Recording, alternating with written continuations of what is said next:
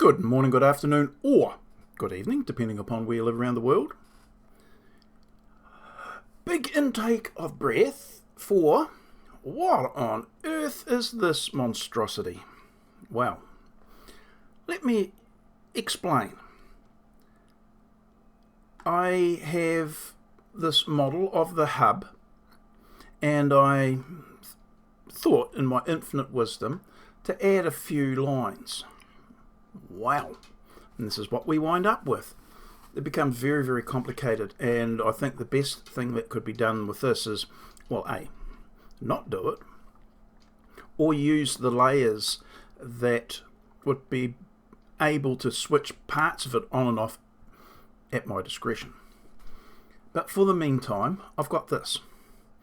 And I posed the question to myself, what is the benefit of doing some of this in-depth analysis of the components and how they can be manipulated within your model?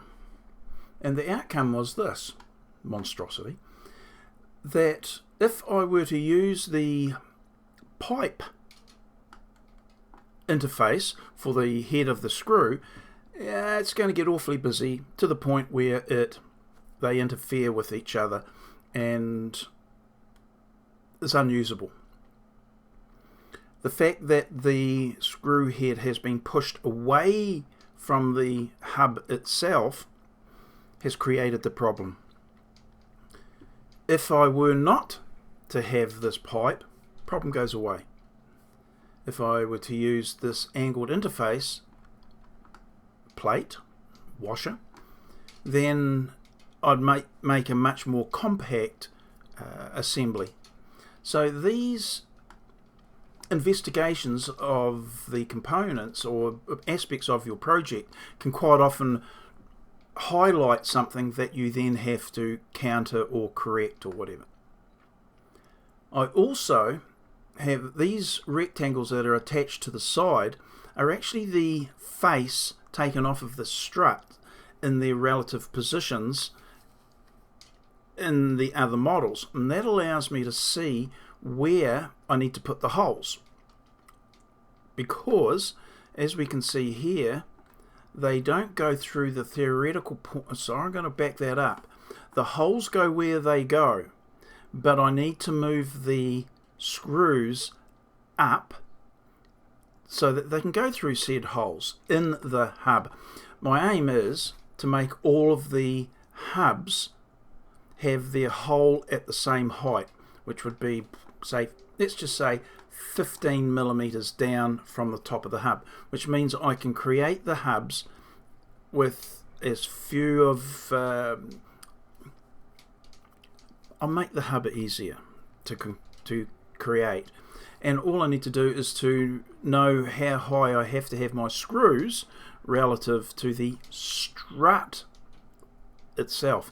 In this case, I've shown 25 millimeters. I can see already that the screw is in the wrong place, and I can make that adjustment, alter this measurement, and then I'm happy. None of these screws fit their theoretical positions, and these, it means nothing to you. I understand that, but I may make a video explaining that more thoroughly, because there's an idea that if I can make all these components up, I can give them to somebody and they can make their own dome from their own design, because it will not be the same as mine. I'm certain of it. So these standard components need to be able to be used in a method and from a process that's easily changed from one dome design to another. I need to look at that way, and therefore anything that I can do to accommodate that generally is going to be easier for me when I go to make mine. And I may make more than one dome, and therefore there's a chance that the design will change from one to another, and having it work in one style of dome and not another could be an issue. One of the options is literally not to use this hub of this size, but use the next size up, which is quite a bit bigger, but I wanted to keep the hub as small as possible, as compact as possible for the aesthetic reasons. But if I make it bigger, this problem goes away. I need to look at both. It would be nice that if I wanted to use a smaller hub, it may be that I need to have a different approach.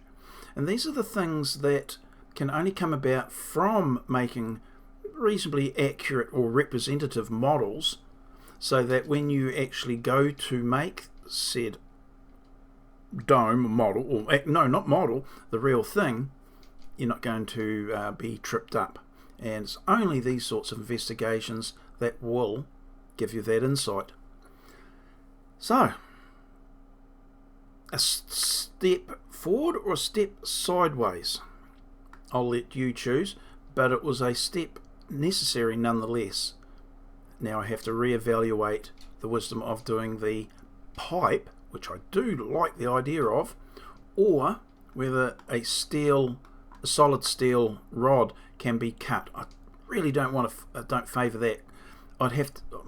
It would be prudent to have an engineer make those, and then that's the one thing I don't want, and that's I don't want anything to have to be made out of my workshop, or able to be made in somebody else's workshop, of course.